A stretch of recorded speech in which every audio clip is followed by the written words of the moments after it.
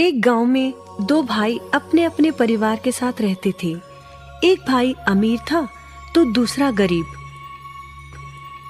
दिवाली आई, सारे गांव में खुशियां मनाई जा रही थी।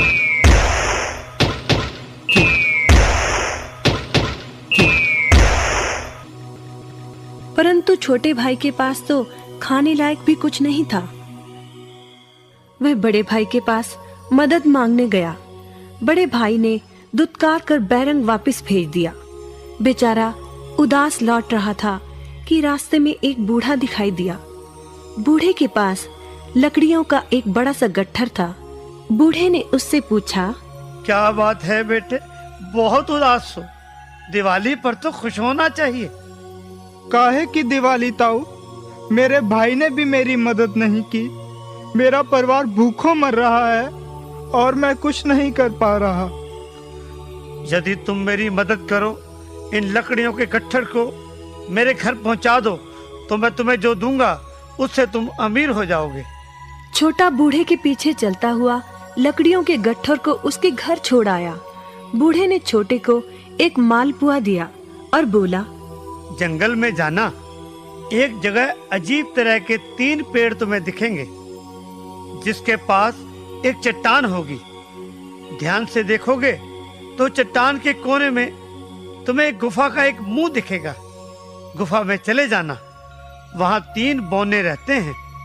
मालपुआ उन्हें बहुत पसंद है, वैसे किसी भी कीमत पर छोड़ेंगे नहीं।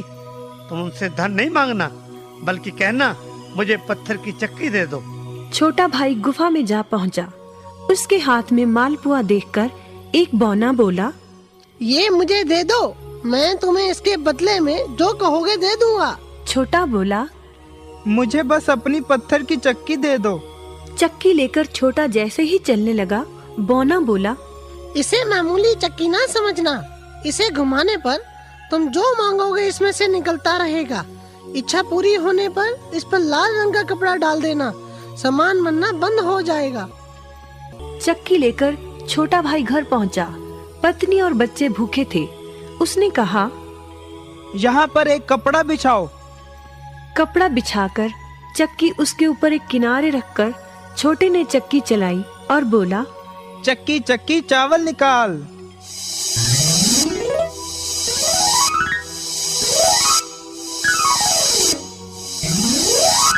बस चावलों का ढेर लगना शुरू हो गया।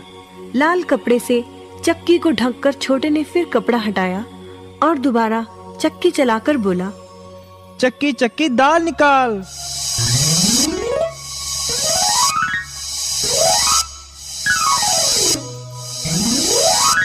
ढेरों दाल निकलती रही।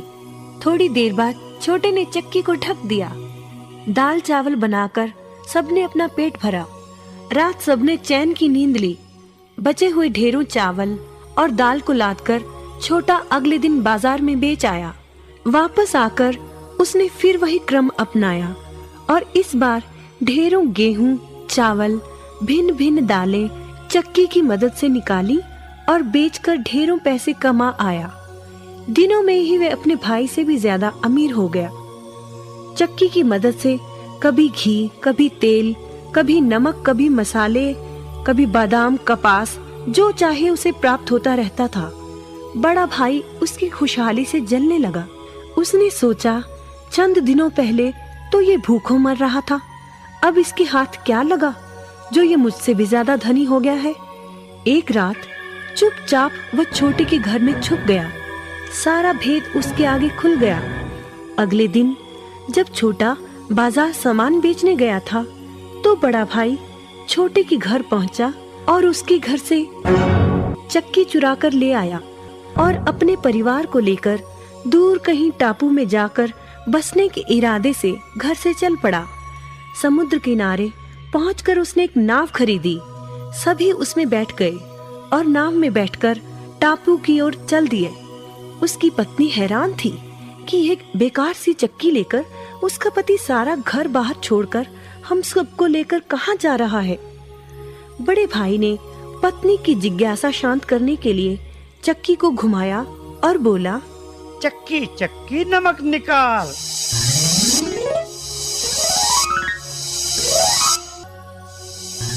बस फिर क्या था, नमक का ढेर नाव में लगना शुरू हो गया और नाव डूबने लगी। बड़े भाई को चक्की बंद करने का उपाय तो पता नहीं था। उन सब की जल समाधि बन गई। सभी चक्की समेत समुद्र में डूब गए।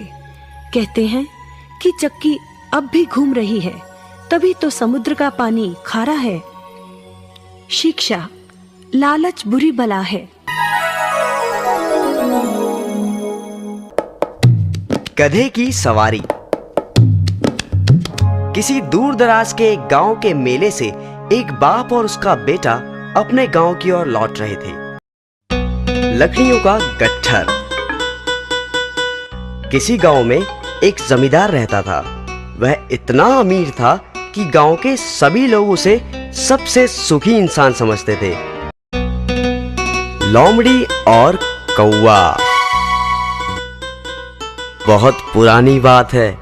एक कौवा भोजन की तलाश में इधर उधर भटक रहा था, परंतु